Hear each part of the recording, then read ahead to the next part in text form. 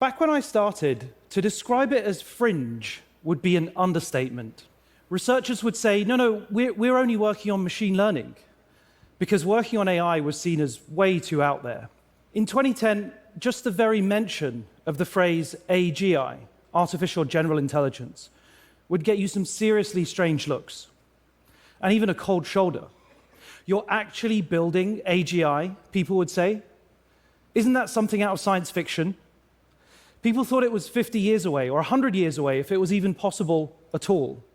Talk of AI was, I guess, kind of embarrassing. People generally thought we were weird. And I guess in some ways we kind of were. It wasn't long, though, before AI started beating humans at a whole range of tasks that people previously thought were way out of reach. Understanding images, translating languages, transcribing speech, playing Go and chess, and even diagnosing diseases. People started waking up to the fact that AI was going to have an enormous impact. And they were rightly asking technologists like me some pretty tough questions. Is it true that AI is going to solve the climate crisis? Will it make personalized education available to everyone? Does it mean we'll all get universal basic income and we won't have to work anymore? Should I be afraid? What does it mean for weapons and war? And of course, will China win? Are we in a race? Are we headed for a mass misinformation apocalypse? All good questions. But it was actually a simpler and much more kind of fundamental question that left me puzzled. One that actually gets to the very heart of my work every day. One morning over breakfast, my 6-year-old nephew Caspian was playing with Pi, the AI I created at my last company, Inflection. With a mouthful of scrambled eggs, he looked at me plain in the face and said, "But Mustafa, what is an AI anyway?" He's such a sincere and curious and optimistic little guy. He'd been talking to Pi about how cool it would be if one day in the future he could visit dinosaurs at the zoo, and how he could make infinite amounts of chocolate at home, and why Pi couldn't yet play I Spy. Well, I said, it's a clever piece of software that's read most of the text on the open internet, and it can talk to you about anything you want. Right, so like a person then? I was stumped, genuinely left scratching my head. All my boring stock answers came rushing through my mind. No, but AI is just another general purpose technology like printing or Steam. It'll be a tool that will augment us and make us smarter and more productive. And when it gets better over time, it'll be like an all-knowing oracle that will help us solve grand scientific challenges. You know, all of these responses started to feel, I guess, a little bit defensive, and actually better suited to a policy seminar than breakfast with a no-nonsense 6-year-old. Why am I hesitating? I thought to myself. You know, let's be honest. My nephew was asking me a simple question that those of us in AI just don't confront often enough. What is it that we are actually creating? What does it mean to make something totally new, fundamentally different to any invention that we have known before? It is clear that we are at an inflection point in the history of humanity. On our current trajectory, we're headed towards the emergence of something that we are all struggling to describe. And yet, we cannot control what we don't understand. And so the metaphors, the mental models, the names, these all matter if we're to get the most out of AI whilst limiting its potential downsides. As someone who embraces the possibilities of this technology, but who's also always cared deeply about its ethics, we should, I think, be able to easily describe what it is we are building, and that includes to 6-year-olds. So it's in that spirit that I offer up today the following metaphor for helping us to try to grapple with what this moment really is. I think AI should best be understood as something like a new digital species. Now, don't take this too literally, but I predict that we'll come to see them as digital companions, new partners in the journeys of all our lives. Whether you think we're on a 10, 20, or 30-year path here, this is, in my view, the most accurate and most fundamentally honest way of describing what's actually coming. And above all, it enables everybody to prepare for and shape what comes next. Now, I totally get this is a strong claim, and I'm going to explain to everyone as best I can why I'm making it. But first, let me just try to set the context. From the very first microscopic organisms, life on Earth stretches back billions of years. Over that time, life evolved and diversified. Then a few million years ago, something began to shift. After countless cycles of growth and adaptation, one of life's branches began using tools, and that branch grew into us. We went on to produce a mesmerizing variety of tools. At first slowly, and then with astonishing speed, we went from stone axes and fire to language, writing, and eventually industrial technologies. One invention unleashed 1,000 more, and in time, we became Homo technologicus. Around 80 years ago, another new branch of technology began. With the invention of computers, we quickly jumped from the first mainframes and transistors to today's smartphones and virtual reality headsets. Information, knowledge, communication, computation. In this revolution, creation has exploded like never before.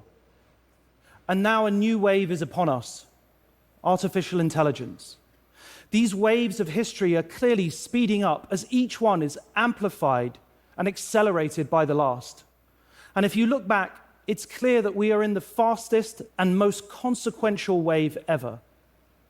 The journeys of humanity and technology are now deeply intertwined. In just 18 months, over 1 billion people have used large language models. We've witnessed one landmark event after another. Just a few years ago, people said that AI would never be creative. And yet AI now feels like an endless river of creativity, making poetry and images and music and video that stretch the imagination. People said it would never be empathetic. And yet today, millions of people enjoy meaningful conversations with AIs, talking about their hopes and dreams and helping them work through difficult emotional challenges. AIs can now drive cars, manage energy grids, and even invent new molecules. Just a few years ago, each of these was impossible. And all of this is turbocharged by spiraling exponentials of data and computation. Last year, Inflection 2.5, our last model, used 5 billion times more computation than the DeepMind AI that beat the old-school Atari games just over 10 years ago. That's 9 orders of magnitude more computation, 10x per year, every year, for almost a decade. Over the same time, the size of these models has grown from first tens of millions of parameters to then billions of parameters, and very soon, tens of trillions of parameters. If someone did nothing but read 24 hours a day for their entire life, they'd consume 8 billion words. And of course, that's a lot of words. But today, the most advanced AIs consume more than 8 trillion words in a single month of training.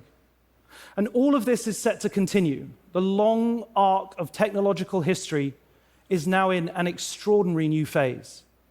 So what does this mean in practice? Well, just as the internet gave us the browser and the smartphone gave us apps, the cloud-based supercomputer is ushering in a new era of ubiquitous AIs. Everything will soon be represented by a conversational interface, or to put it another way, a personal AI.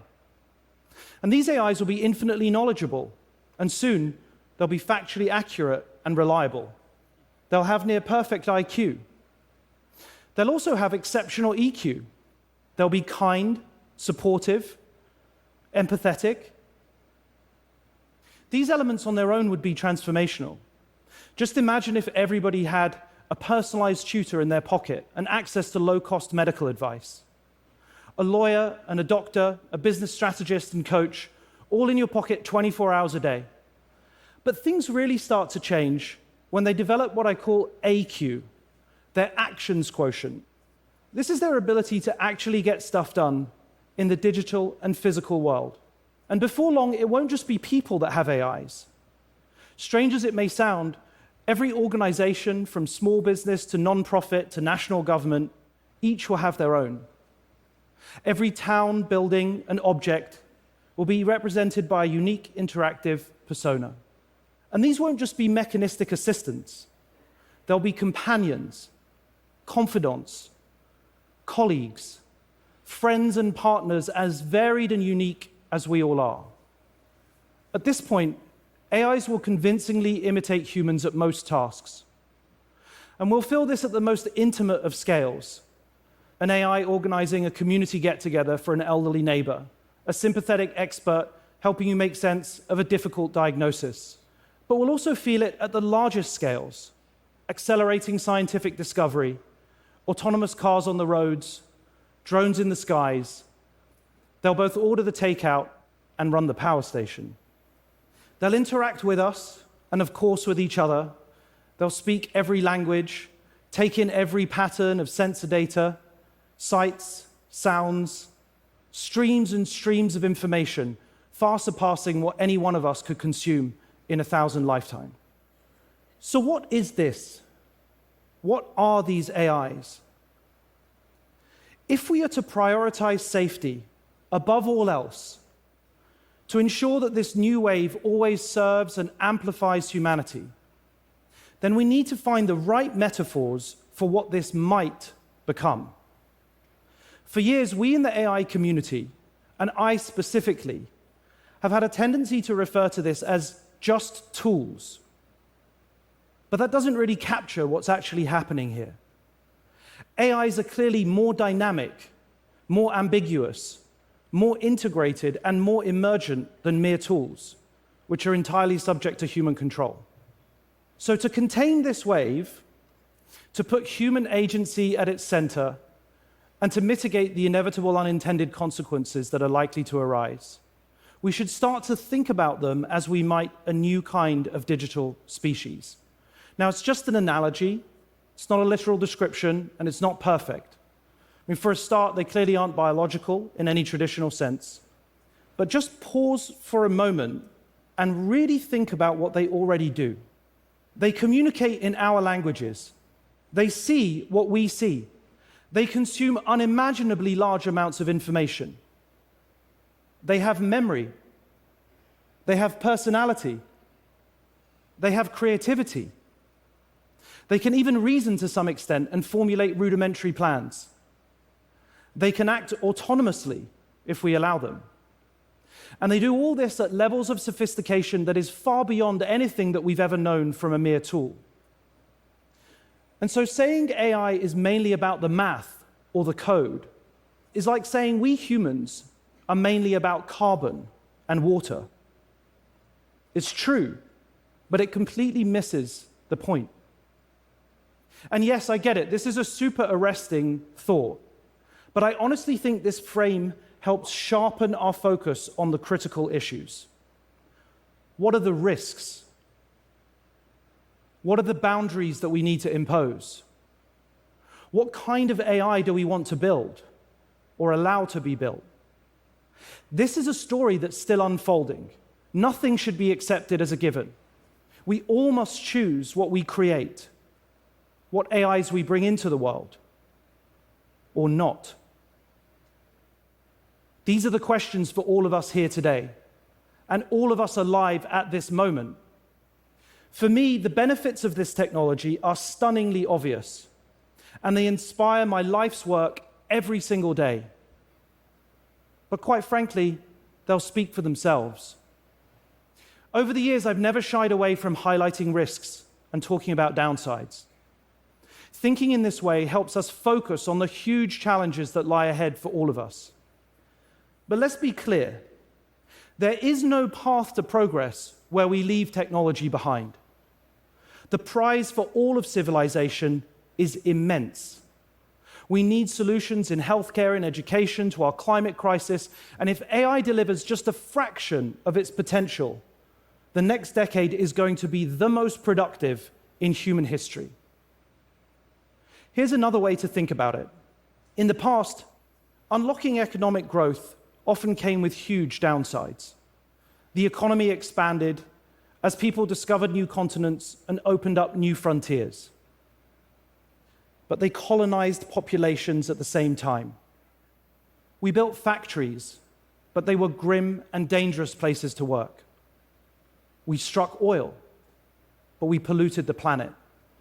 Now, because we are still designing and building AI, we have the potential and opportunity to do it better, radically better. And today, we're not discovering a new continent and plundering its resources. We're building one from scratch. Sometimes people say that data or chips are the 21st century's new oil.